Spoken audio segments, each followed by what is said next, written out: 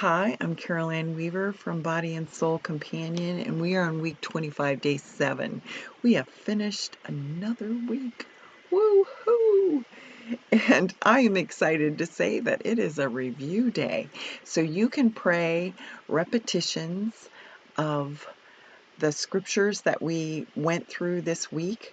We were at the Transfiguration, the parable of the Good Samaritan, Mary and Martha, Jesus healing and teaching on blindness, the parable of the prodigal, that was a repetition already, and then the raising of Lazarus.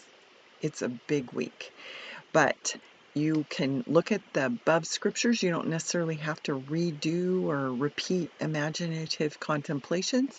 You might want to just look at your journal and see where you experience understanding, insight, confusion even, consolation or desolation. Like, where did you experience Jesus, especially in the imaginative contemplations?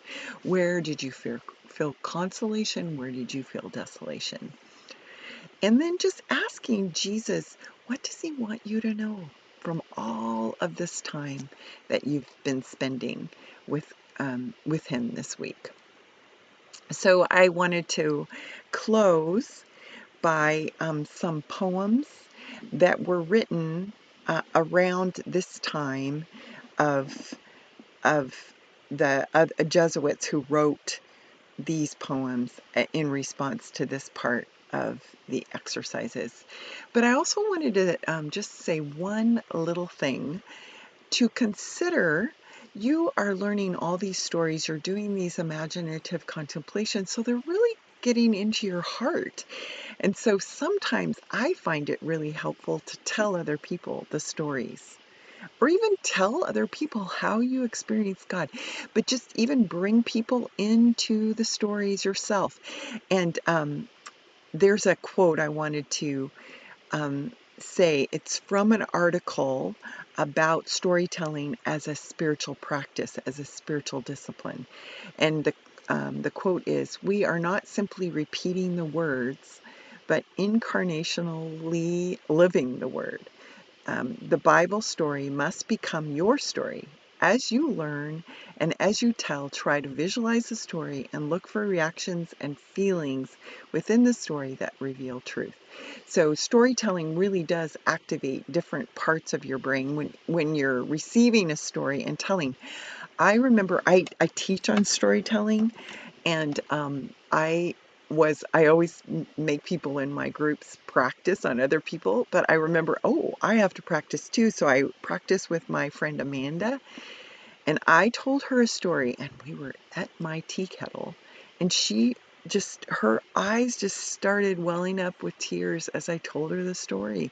And there's something different about telling a story versus just reading it. So just an encouragement to you to tell the story. That's all I'm going to say about that. And I'll put a link to that article about storytelling. And it's about an experience a man had telling the story of healing of the blind man, which is what we looked at this week. I think it was that story, or it might have been Bartimaeus. I can't remember which one it was in the actual article, but it's on my blog, so I'm going to send you that. I'll put it in the description. But let's just close with these poems. The first one's from Choosing Christ in the World. Lord Jesus, you groaned in grief with those bereaved. You were amazed at others' faith and trust. You glowed with consolation when the Father confirmed all your choices. Lord, you know the deserts and gardens of my human heart.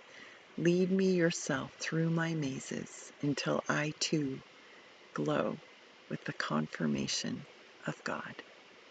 And that's the Transfiguration, was the confirmation again. More than halfway through Jesus' ministry or events, he says again, "This is my beloved Son. Listen to him."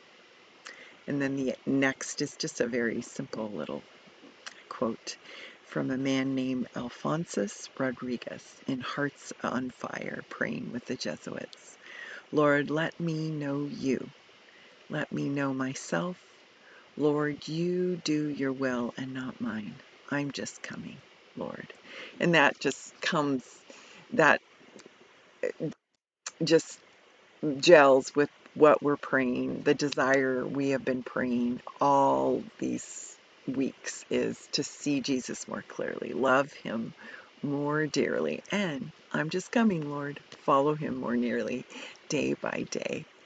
So have a great time praying repetitions and returning to parts where you experience understanding, insight, confusion, consolation, or desolation. Be blessed.